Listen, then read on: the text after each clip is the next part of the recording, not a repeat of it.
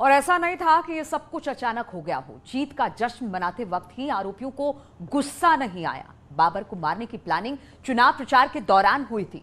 बाबर का यूं बिंदास बीजेपी को सपोर्ट करना पड़ोसियों को अच्छा नहीं लगता था, लेकिन बाबर किसी की फिक्र किए बिना अपनी खुशियों का इजहार कर रहा था।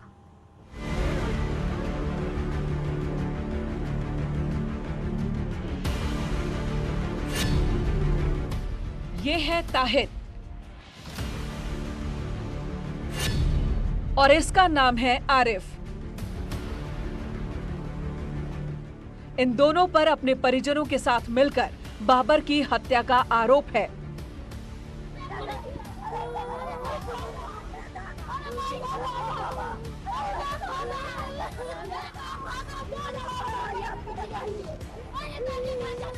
पुलिस ने दोनों को गिरफ्तार कर लिया है, लेकिन सवाल ये है कि जीत का जश्न मनाते वक्त गुस्से में हत्या हुई या इन दोनों ने पहले से साजिश रची थी।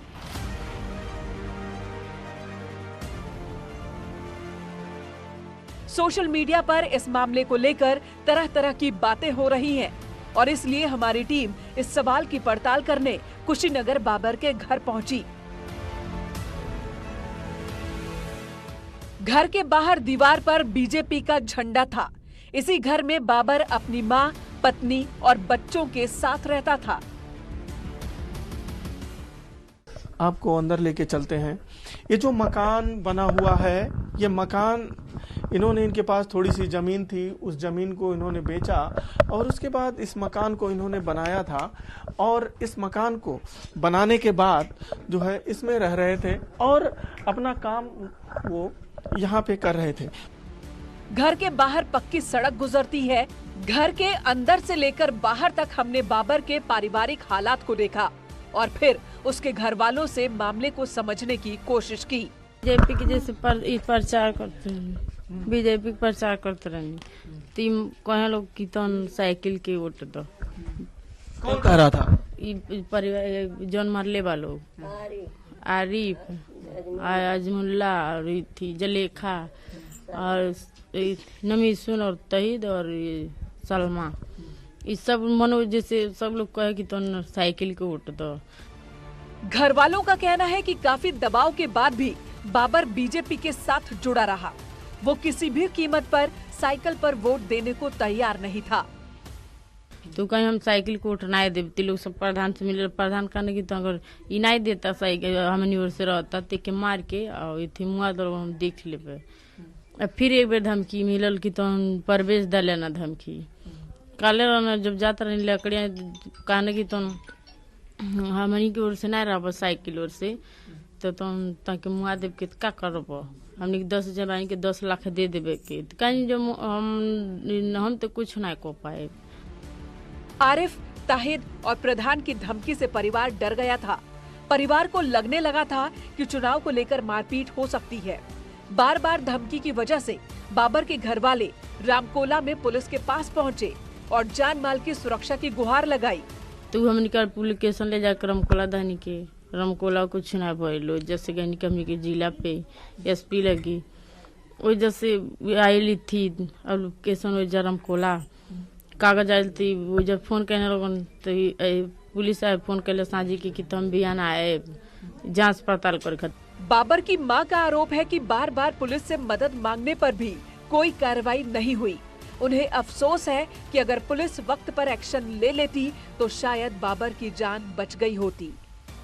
बाबू बच गए तो थाना दरोगा जो खोजी कैले रहे तो हमारे बाबू बच गए तो हमला नहीं भइले तो हमारे बाबू का हमला नहीं भइले। हमारे बाबू का हमला हो गई खाली बीजेपी को वोट दिया लगे। परिजनों की शिकायत पर जब कोई कार्रवाई नहीं हुई तो दबंगों का हौसला बढ़ गया, लेकिन चुनाव परिणाम आने से पहले किसी तरह का कोई हमला नहीं हुआ। 20 मार्च को बाबर खुशी में मिठाई लेकर आया और लोगों को बांटने लगा। ये वही जगह है और ये वही दुकान है जिसकी फोटो वायरल हो रही है कि यहाँ पे वो बाकायदा मिठाई बांट रहा था और यहीं से मिठाई बांट के वो अपने घर गया और वहीं पे झगड़ा हुआ। हमारे साथ इस दुकान के मालिक हमारे साथ हैं। दादा, वो यहीं बांटा था कि पहले से बांटते आ रहा था मिठाई? इधर से बांटते आ रहा था और हमको भी खिलाया, हमारा भी फोटो उसमें आया है, मगर हमको मालूम नहीं था कि कोई हमारा भी फोटो ले रहा है। मगर ऐसा है कि आपको भी खिलाया, हमको भी खिलाया। तो बीजेपी पहले से समर्थक था? हाँ, बीजेपी का झंडा लेकर वो साइकिल से घूम रहा था सुबेरे सुबेरे। वो मीना करने पर भी नहीं मान रहा था कि भाई थोड़ा मतलब कि तुम अकेले हो, ऐसा मत करो। मस्त मौला बाबर जब घर पहुंचा तो आरोप है कि आरिफ ने उसे पहला पत्थर मारा और ताहिद समेत घर की महिलाओं के साथ हमला बोल दिया। उस दिन जब झगड़ा हुआ तो झगड़े के बाद जो है इनके पटीदारों ने इन पे हमला किया था। हमारे साथ जो अशोक शुक्ला यहाँ के हमारे रिपोर्टर हैं कुशीनगर के, जो पहले दिन से इस घटना पे नजर रखे हुए हैं। अशोक, क्या कुछ हुआ था उस दिन, पूरे घटनाक्रम थोड़ा सा बताओ आप। जी, ये 20 तारीख की घटना है। पहले लोगों में मारपीट हुई थी, उसके बाद बाबर अपनी जान बचाने के लिए, चूंकि कई झुंड में थे, लगभग आधा दर्जन लोग हो गए थे, सब लोगों ने एक साथ हमला कर दिया था बाबर पे। तो बाबर अपने घर में इसी सीढ़ी के रास्ते ये छत पे भगा कि शायद अब उनसे मारपीट बंद हो जाएगी। अपनी जान बचाने के लिए बाबर जो है इसी सीढ़ी के रास्ते छत पे आ गए। लेकिन जो उनके पटीदार थे, जो इतने आक्रोशित थे कि उन्होंने नीचे से ही ईंट पत्थर चलाना शुरू किया। और जो चूंकि अगल बगल मकान है दोनों लोगों का, तो दोनों लोग अपने मकान के सहारे और एक लोग उसके पीछे, आरिफ और ताहिद दोनों उनके साथ आए और उन दोनों ने यहाँ पहले ईंटों से मारा। आपको बता दें कि डॉक्टर की जो रिपोर्ट है, एक्सरे हुआ है, उसमें उसके हाथ की हड्डी टूटी है, पैर की हड्डी टूटी है और सीने की जो हड्डियां हैं वो भी क्रैक हैं। ये सब कुछ डॉक्टरी उसमें आया है। उसके बाद जो है यहीं से उसको धक्का दे दिया गया। आप ये देखिए कि सीधे नीचे भी चूंकि आरसीसी सड़क है, उनके सर में गंभीर चोट आई, काफी रक्त का स्राव हो गया, जिसके कारण हालत गंभीर हुई। जिसके बाद उन्हें रामकोला सीएससी, जो नजदीकी सीएससी है, वहां भर्ती कराया गया। रामकोला सीएससी के बाद जिला अस्पताल रेफर किया गया। उसके बाद गोरखपुर मेडिकल कॉलेज भी रेफर किया गया, वहां भी चिकित्सकों ने जवाब दे दिया। तब जाके लखनऊ भेजा गया, लेकिन लखनऊ में 5 दिन के इलाज के बाद उनकी 25 तारीख की मौत हो गई बाबर की।